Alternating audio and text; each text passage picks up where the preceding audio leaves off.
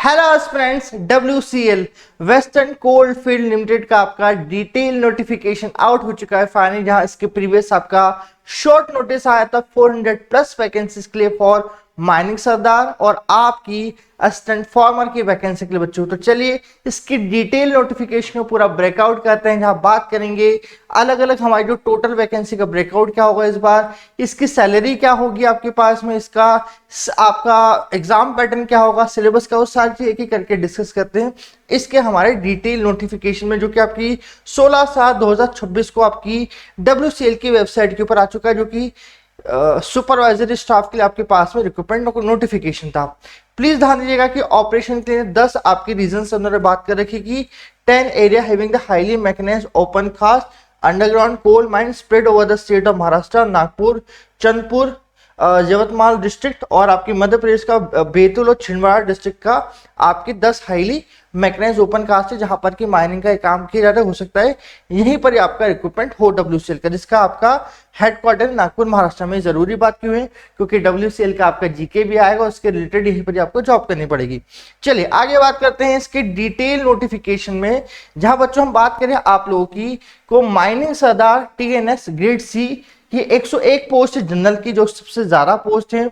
Assistant farmer की 91 positions आपके पास मिली है जनरल के अंदर। टोटल पोजीशन की बात करें 220 माइनिंग सरदार की, और असिस्टेंट फार्मर इलेक्ट्रिकल या इलेक्ट्रिकल सुपरवाइजर की बात करें TNS ग्रेड C की, तो 224 वैकेंसी जो मैंने कहा था 400 आपकी 400 प्लस वैकेंसीज आपकी टोटल में है बच्चों मेरे पास में।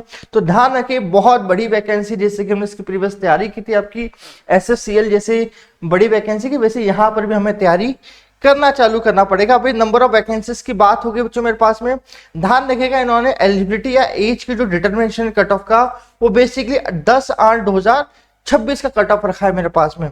ठीक है जी, चलिए थोड़ा और आगे चलते हैं, और यहाँ पर वेज डिसेबिलिटीज की बात करिए कि रिलेवेंट टू आपकी जो एग्जामिनेशन है कौन से डिसेबिलिटीज को ये लेंगे। तो फिजिकल रिक्वायरमेंट और relevant post are SST WBN MF SC RW HNC, और कैटेगरी ऑफ डिसेबिलिटीज को इन्होंने पोस्ट वाइज यहाँ पर इन्होंने बांट दिया, जिसको आप ऊपर जाके आप देख सकते हैं इसके डिटेल के नोटिफिकेशन के अंदर जो आपके पास में। आगे बात करें कि सर इसकी क्राइटेरिया क्या है, मतलब बेसिक तौर पे क्वालिफिकेशन क्राइटेरिया क्या है। तो जो क्वालिफिकेशन क्राइटेरिया माइनिंग सरदार के अंदर valid mining Sardar certificate competency issued by DGMSC, valid gas testing certificate, valid first aid certificate, diploma in mining engineering, और आपके वेरियस आपके रिक्वायरमेंट हम मांगे एजुकेशन क्वालिफिकेशन में, और एनेक्सर 1 में इसका सिलेबस इंक्लूड है। वही हम इंपॉर्टेंट जिसके लिए आप यहाँ पर आए हैं, that is called assistant farmer electrical की पोस्ट, जहां पर की इलेक्ट्रिकल सुपरवाइजर की पोस्ट, जहां पर की मिनिमम 3 साल का आपका डिप्लोमा आ गया किसी भी इंस्टीट्यूट से बच्चों। इलेक्ट्रिकल सुपरवाइजर का valid for mines issued for appropriate government. तो कभी आपको इलेक्ट्रिकल सुपरवाइजर की पोस्ट है तो इलेक्ट्रिकल सुपरवाइजर का आपको यहाँ पर सर्टिफिकेट लाना पड़ेगा, जो कि इसका सिलेबस इंक्लूड है नीचे मेरे पास में। तो डिप्लोमा होल्डर्स यहाँ पर आपसे ले पाएंगे मेरे पास में। अब इंपॉर्टेंट बात, candidate possessing other equivalent qualification approved on behalf of central government or higher qualification in respective disciplines are well eligible to apply। इसका मतलब ये है डिप्लोमा के ऊपर के कभी आपकी हायर क्वालिफिकेशन है बीटेक या एमटेक, तो भी आप एप्लीकेबल है अकॉर्डिंग टू दिस लाइन। ठीक है, इस लाइन तो आप बीटेक हैं या एमटेक हैं इसके ऊपर के तो आप एलिजिबल हैं बच्चों मेरे पास में, ये चीज ध्यान रखना। या फिर इसके रिलेवेंट आपके कोई डिप्लोमा के हैं तो भी एलिजिबल है। तो यहाँ साफ साफ लाइन आपको यहाँ पर लिखी गई है, degree post graduation diploma qualification acquired through distance learning और there equivalent shall not be considered. कभी आपने यहाँ पर डिस्टेंस लर्निंग या पार्ट टाइम कोर्स किया है आपकी पीजी के अंदर या बीटेक के अंदर या डिप्लोमा के अंदर, तो आप एलिजिबल नहीं है, बिल्कुल यहाँ पर साफ आपको बात बोल दी गई है। तो प्लीज इसको स्ट्रिक्टली ध्यान रखिएगा इन दोनों चीजों का। चलिए अब हम एज लिमिट की हम बात करें आप लोगों से, तो एज लिमिट के अंदर इन्होंने मिनिमम एज लिमिट जो कट ऑफ की रखी है वो आपकी 18 साल मिनिमम आपकी एज लिमिट बच्चों आप लोगों के लिए यहाँ पर रखी गई थी बच्चों मेरे पास में। Age of application should be less than 18 year age of cut off date, जो आपको मैंने ऊपर कट ऑफ डेट आपको बताई थी वो कट ऑफ डेट को ध्यान रखेंगे। अगली चीज, अपर एज लिमिट इन्होंने आपके पास में 30 ईयर्स रखी मेरे पास में। जनरल के लिए ES WS स्केल के भी सेम कट ऑफ डेट होगी। अब बात करें रिलैक्सेशन क्या दिए इन लोगों ने, कभी ओबीसी नॉन क्रीमी लेयर है तो 3 साल का आपके पास में क्या होगा, मेरे पास में रिलैक्सेशन होगा। एसटी एससी है तो 5 साल।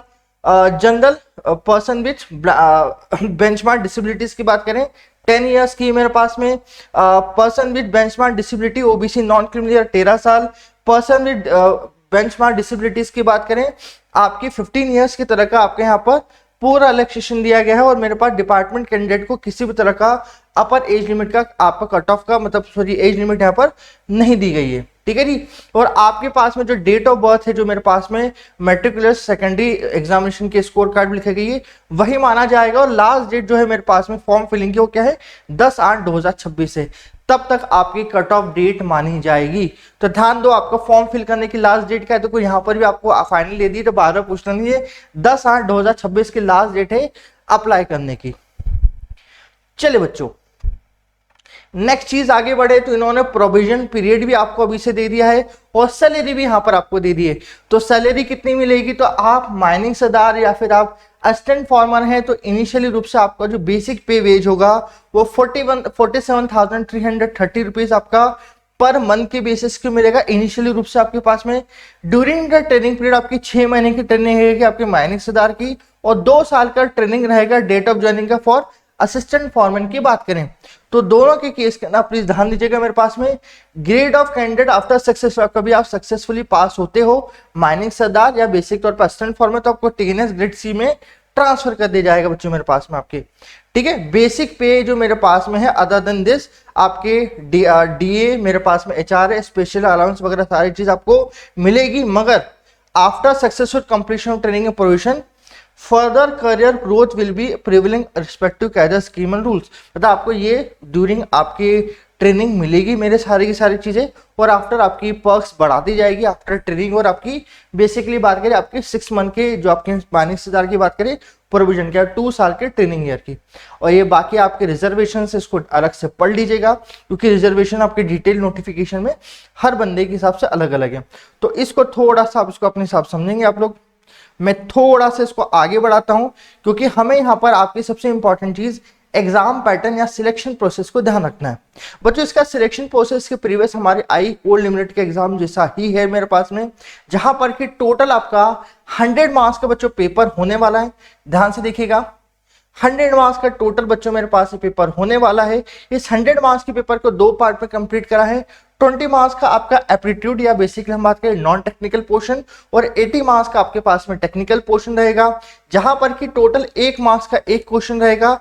90 मार्क्स का टोटल आपका पेपर कवरेज रहेगा मेरे पास में आपका, ये टोटल है, ठीक है जी। यहां पर आपको बोला है 4 ऑप्शन आंसर ऑफ 1 करेक्ट, और no marks will be awarded for the unattendment question. और प्लीज ध्यान दीजिएगा नेगेटिव मार्किंग है क्या, तो नेगेटिव मार्किंग के लिए भी साफ साफ बोला है no negative marking for any wrong answer, किसी भी तरह की नेगेटिव मार्किंग नहीं है इस बार के आपके पेपर में। इंग्लिश हिंदी दोनों वर्जन में मिलेगा, और ये आपके पेपर है 100 मार्क्स का, 100 मार्क्स का कट ऑफ यहाँ पर आपको दे दिया है साइड में, ये भी आप देख लीजिएगा। अब अगली बात उठती है कि सर ये जो मेरे पास में सीबीटी होगा, सीबीटी के बाद क्या होगा, सीबीटी के बाद डायरेक्टली आपके पास में प्रोसेस स्टार्ट हो जाएगी आपकी सिलेक्शन की मेरे पास में। Shortlisted on the base of marks in CBT such shorted candidate called for scrutiny verification document, बाकी डायरेक्टली आपका डीवी हो जाएगा मेरे पास में एज पर मेरिट। और स्क्रूटनी के लिए document shall be 3 times the number of vacancy. लर्जम आपके पास में 220 वैकेंसी बच्चों आपके पास में टोटल मेरे पास में असिस्टेंट फॉर्मर के 660 बच्चों को सिलेक्ट करेंगे डॉक्यूमेंट वेरिफिकेशन के आपके, ठीक है। ध्यान रखिए इस चीज को। तो यहाँ पर पूरी जब आपका सिलेक्शन हो जाता है तो मैं इसके टेंटेटिव पूरी डीवी के बारे में आपको समझाऊंगा, मगर अभी के लिए इतना ही, ठीक है जी। चलिए अब अगली बात करें एप्लीकेशन फी की, तो जनरल ओबीसी ईडब्ल्यूएस के लिए इसकी फीस है बच्चों मेरे पास में 1180 रुपीज आपके पास में, जहां 180 रुपए आपके जीएसटी चार्ज है, 1000 रुपीज बेसिक तौर पे आपको फॉर्म का चार्ज है। यहाँ पर SC ST person with benchmark disabilities की बात करें तो उन सबका कोई भी फीस नहीं होने वाली है, इस चीज को आप लोग ध्यान दीजिएगा मेरे पास में। चलिए अब ये सब बात तो हो गई है, टेस्ट सिटीज वगैरह की हम लोग भी बात करेंगे जहां पर कि इसका एलोकेशन होगा मेरे पास में। बट अब आगे एक इंपॉर्टेंट चीज जो मैं आपको यहां पर दिखाना चाहता हूं कि आपका जो ये WCL है, इस WCL का आपके पास में ये अपनी इसके में आपको जब हमारे पास में अप्लाई करने के लिए आएगा तब हम वो थोड़ी बात करेंगे। अगली बात कर ले कि सर इसका एप्लीकेशन फॉर्म कब चालू होगा और उसकी लास्ट डेट कब रहेगी।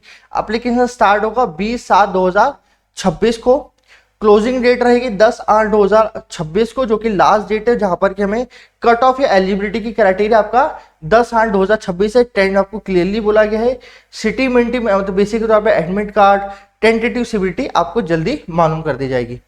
चलिए जी, लास्ट चीज बट मोस्ट इंपॉर्टेंट कि सर इसका सिलेबस क्या होगा। तो पहले मैं इलेक्ट्रिकल के असिस्टेंट फॉरमैन की बात करूं तो बच्चों बड़ा ही इंटरेस्टिंग मुझे यहाँ पर सिलेबस आपको दिखाई दिया यहाँ पर। तो इसके सिलेबस में आप देखेंगे तो आपके पार्ट 1 जो हमारे पास है 20 मार्क्स का, वो आपका general English, logical reasoning, quantitative aptitude, data interpretation, general awareness जैसे मेरे यहाँ पर आपके रिलेवेंट टॉपिक होंगे 20 मार्क्स में। जहां पर हम बात करें बड़े मजेदार चीज जो आपका 80 मार्क्स का, इसको मैं अलग से इसका यूट्यूब वीडियो बना के आपको दूंगा, आपको इसी से आपके निम्बस के प्लेटफॉर्म पे। Syllabus regarding the basic of electrical engineering, इसका 1 topic power generation economic, next topic अगला इलेक्ट्रिकल मशीनरीज के टॉपिक है, ठीक है, जहां पर कि एसी डीसी मशीन मेरी इंक्लूड होगी।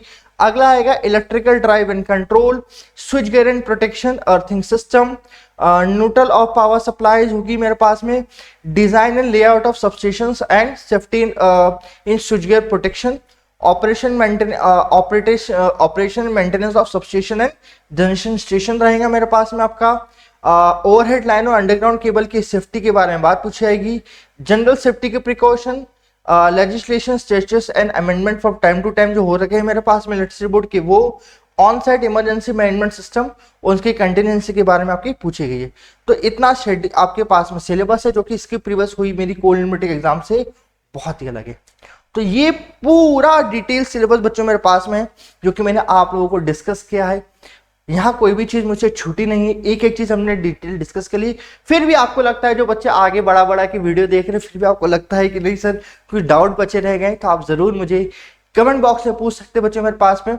इसके रिगार्डिंग एक सेपरेट कुछ 2-3 वीडियो भी लाऊंगा ऐसे बच्चों के लिए जो कि सिर्फ फोकस ले आते ही एग्जाम पैटर्न या सिलेबस के लिए और जानकारी चाहते हैं या बेसिक तौर पे एज क्राइटेरिया अलग से वीडियो आपके लिए बनाएंगे। मगर फिर भी आपको कोई और क्वेश्चन है उसके रिगार्डिंग जरूर मुझे कमेंट करें, मैं आपको हर चीज का जवाब दूंगा, क्योंकि मेरी जब भी आप मैं कोई भी वीडियो बनाता हूँ डिटेल नोटिफिकेशन की उसका जरूर देता हूँ। तो इतना ही आज की वीडियो के लिए बच्चों। कभी इस तरह की और भी आपको अपडेट चाहिए एग्जाम रिलेटेड तो please subscribe to Nimbus earning, और वीडियो पसंद आया तो वीडियो को लाइक करना भूलेंगे। Thank you so much student, good day, good bye.